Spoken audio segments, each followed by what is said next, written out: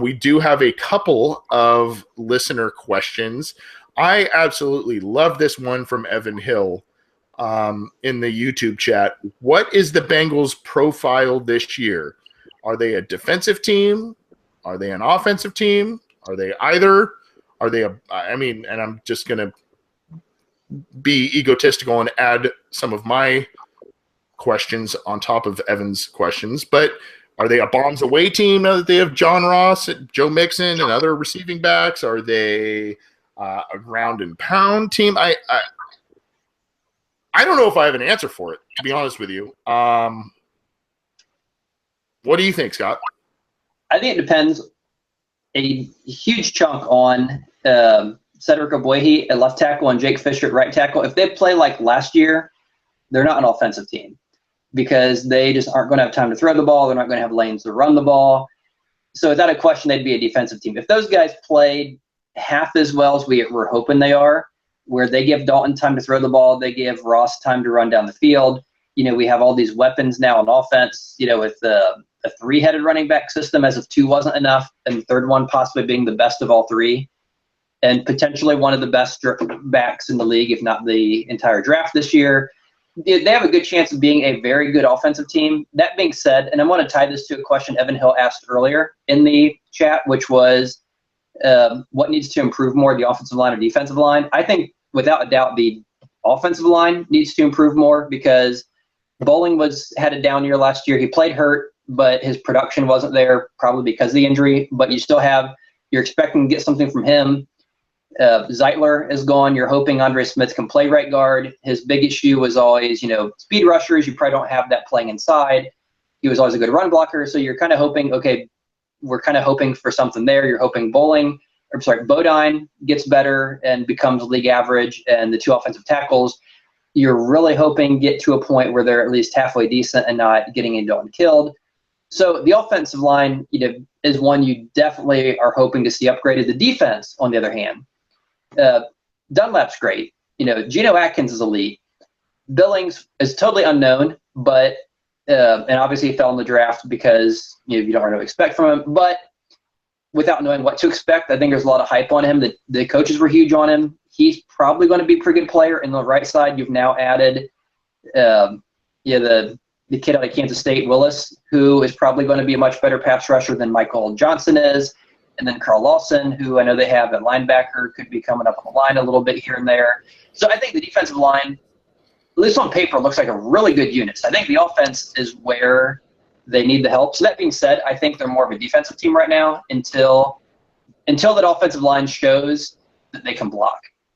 If they come out and block like the 2005 unit, then I'd say they're an offensive team. Until then, I'm going to say defense until the offense can prove me wrong. Yeah, and I'm inclined to agree with you. I almost think of them. I don't want to place them in the same category as the 1980s, early 90s 49ers that won 4 or 5 championships, but I tend to think that they are a West Coast offense type of team, passing game. It's a lot of yards after the catch, short routes, controlled passing to limit issues up front on the offensive line, but they also will go bombs away because you have AJ Green and John Ross. So maybe you lull a defense into play action, you lull a defense into the post routes, the sideline routes, quick hitting routes, dump offs to the backs, and then all of a sudden, as everybody starts to creep up, a guy like John Ross, a guy like AJ Green can sneak as they get one-on-one coverage. They can sneak a deep ball here and there on an opposing defense and pop a big play that way. But when you think of, and maybe the Bengals don't have the same, if we're going to compare them to those 49er teams, they don't have Joe Montana, they don't have Jerry Rice per se. I mean, AJ Green is kind of in that realm a little bit, but they don't at this point have necessarily a Roger Craig. But you see some similarities there. You have Roger Craig was a guy who I believe was the first back in history to rush and receive for 1,000 yards. They got a guy like that in Giovanni Bernard. Joe Mixon can also catch the ball very well. So maybe that's kind of where they go on offense. The Niners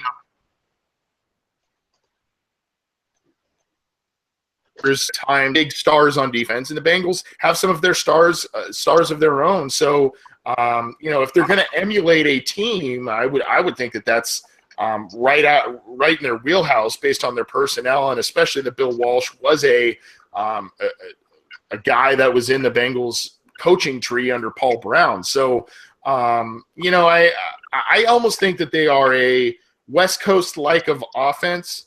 Ball out quickly, get a lot of yards after the catch stuff, and then get after the passer. And I think they did a lot of things this offseason, mostly in the draft, as you mentioned, with Willis and Lawson, to get after the passer, get younger, get faster, get more athletic, and I think they've done that.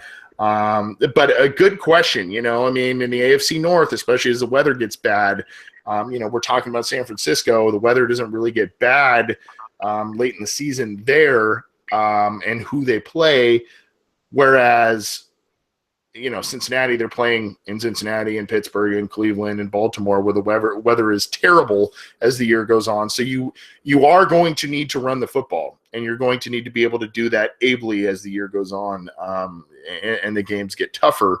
But good question there. We had another question. I didn't see who it was from, but kind of sticking on defense, Scott, your thoughts on Vigil Dawson, and they're sticking him at Sam linebacker. They also have PJ Dawson, who's still hovering around the roster. They have Marquise Flowers, and now they have Vigil. Is Vigil nothing more to you, even though he's a third-round pick, is he nothing more to you than someone who could be a rotational guy, or is he a guy that can be either a viable starter? Is he a better version of Emmanuel Amur?